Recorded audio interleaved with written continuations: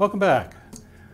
So now we have some tools to work with as we think about starting to change or modify or come up with a new module, a new thing that you're going to teach. A couple of models to help us in our thinking about how to do that. This model is called integrated course, or in your terminology, module design. Integrated module design. This came from DFINC, Creating Significant Learning Experiences, an integrated approach to designing college courses. A very good book. And this conceptual model that he has three components: learning goals, feedback and assessment, teaching and learning activities. And notice that these are integrated. So these are all double arrows going here. So all of these things are integrated in together. Clearly, these are going to be impacted by what he refers to as situational factors. Things like maybe your university has certain requirements of the students and certain things that they are expected to do. Certainly your classroom setting is going to impact particularly the activities you can have, which feeds back into this in terms of the feedback and assessment, which might change your learning goals. Again, there are lots of different things that impact this, but we're just going to kind of take a general look at these three components: learning goals, feedback and assessment, and teaching and learning activities. So that's one model. Now this particular model is the way we would think about our module once it's been designed. After we've kind of put all the pieces together, are these things integrated? Have we done it correctly? The next model is by Wiggins and McTee, Understanding by Design, sometimes also called backward design. I'll comment why in a moment. This one's really more for how do you do this? What's the procedure, the process by which you would design a new module or modify your existing module? It's backward because most of us, when we start teaching, we don't necessarily know any better, start here. We plan instruction. I'm going to give a lecture on topic X.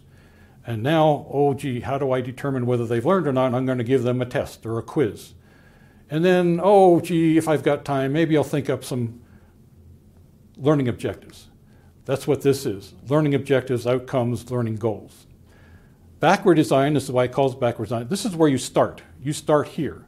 You start by identifying your learning outcomes, your learning objectives, your learning goals. We're going to, for our purposes in these videos, these are the same thing, all right? Identify desired results. So we're going to start there, and then other videos will move into the other phases.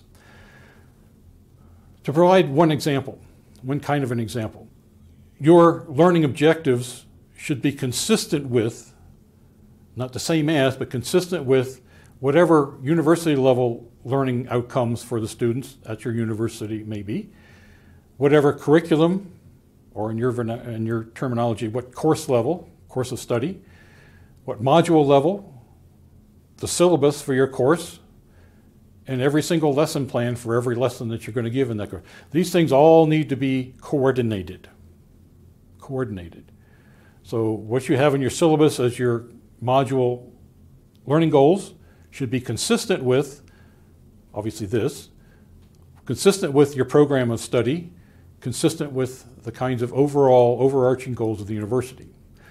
So to start the process of thinking about this, what I'm going to do is I'm going to go through very quickly the University of Illinois, Urbana-Champaign, the campus-wide student learning outcomes. And there are 5 of them. One is intellectual reasoning and knowledge. One is creative inquiry and discovery, effective leadership and community engagement, social awareness and cultural understanding, and global consciousness. Now, for the sake of brevity, I'm not going to give you the details of all 5 of these. I'm only going to do the first 3. You'll see why here in just a moment. So the definition of intellectual reasoning and knowledge: Illinois students will acquire broad and deep knowledge across academic disciplines and fields. Creative inquiry and discovery definition: Illinois students will apply knowledge to promote inquiry, discover solutions, and generate new ideas and creative works.